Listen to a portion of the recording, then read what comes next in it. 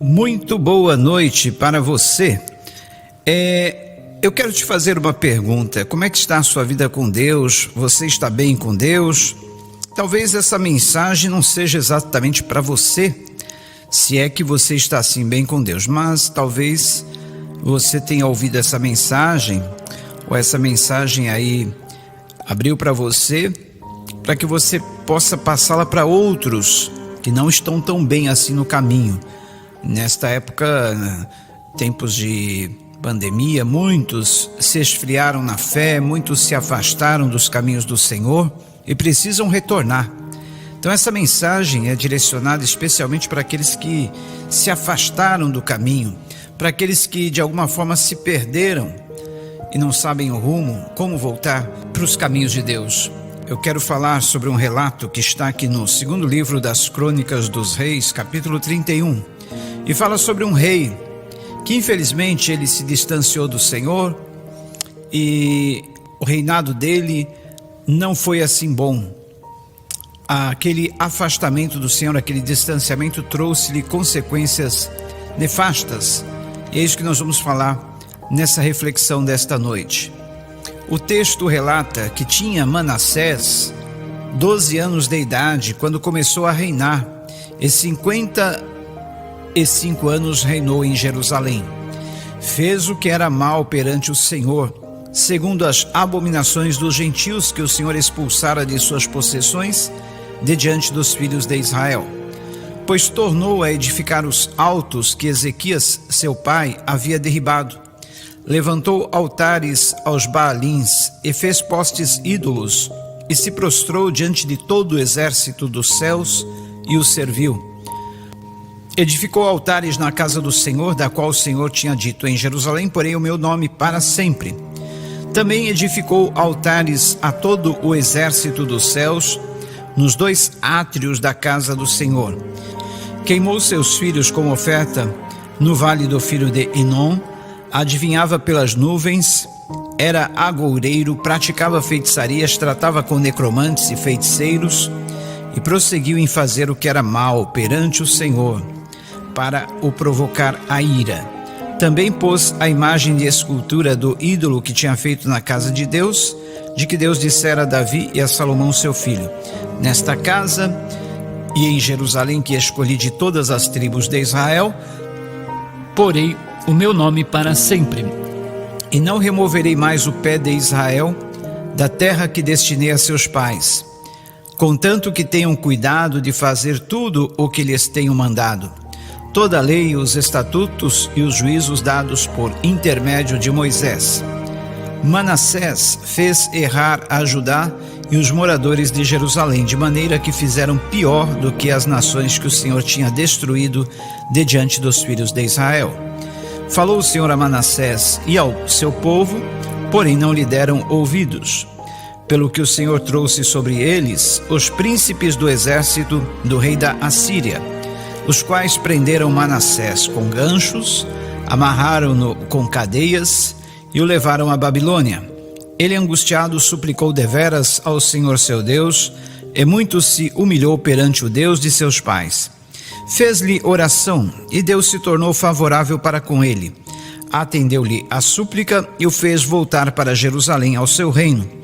Então reconheceu Manassés que o Senhor era Deus. Depois disso, edificou o muro de fora da cidade de Davi, ao ocidente de Giom, no vale e à entrada da porta do peixe, abrangendo Ofel, e o levantou muito alto. Também pôs chefes militares em todas as cidades fortificadas de Judá. Tirou da casa do Senhor os deuses estranhos e o ídolo, como também todos os altares que edificara no monte da casa do Senhor e em Jerusalém, e os lançou fora da cidade. Restaurou o altar do Senhor, sacrificou sobre ele ofertas pacíficas e de ações de graças, e ordenou a Judá que servisse ao Senhor, Deus de Israel. Contudo, o povo ainda sacrificava nos altos, mas somente ao Senhor seu Deus. Quanto aos mais atos de Manassés e a sua oração ao seu Deus, e as palavras dos videntes que lhe falaram em nome do Senhor, o Deus de Israel, eis que estão escritos na história dos reis de Israel. A sua oração e como Deus se tornou favorável para com ele, todo o seu pecado, a sua transgressão e os lugares onde edificou altos e colocou postes, ídolos e imagens de escultura, antes que se humilhasse, eis que tudo está na história dos videntes.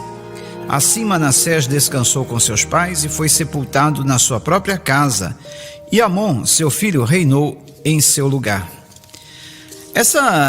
Esse relato da história de Manassés mostra a decadência de um homem, de uma pessoa, quando ela se distancia de Deus. Ele tanto se distanciou de Deus que ele acabou se envolvendo com os mais diversos tipos de idolatrias e até feitiçarias, fazendo tudo o que desagrada ao Senhor.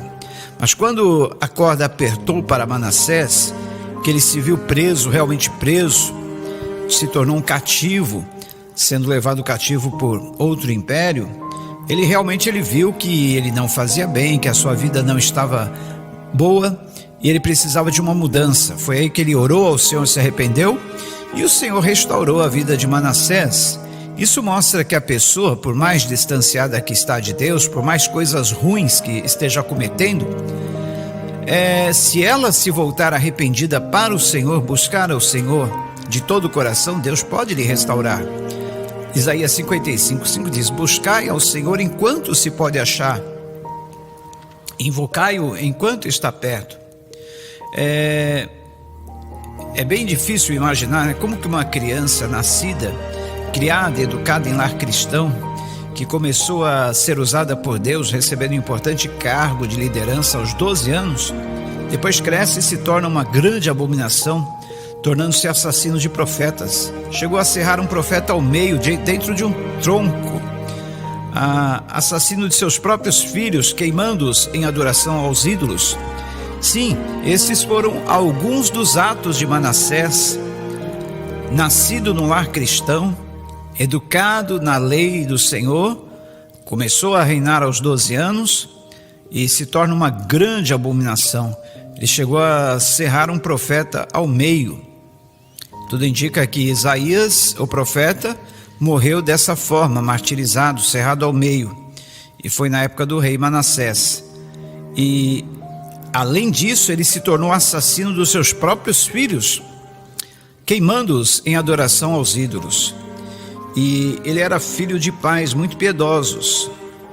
Ezequias, que quer dizer fortalecido por Deus, e Efizibá, meu prazer está nela, é a tradução desse nome. Então, filho de Ezequias e Efizibá, que eram muito consagrados a Deus, e o nome Manassés significa fazendo esquecer-se. E realmente ele literalmente esqueceu-se de Deus, e certamente a razão disso está no fato de ter sido influenciado pelos povos gentios, outros povos, outras nações que não eram... Essas outras nações cometiam toda sorte de idolatrias, feitiçarias, abominações. Os cananeus, que eram desses povos, eles cultuavam a Baal, que para eles era o Senhor. Eles acreditavam que Baal era responsável pela germinação, crescimento da lavoura, aumento dos rebanhos, fecundidade das famílias. E em tempos de seca e de peste, eram sacrificados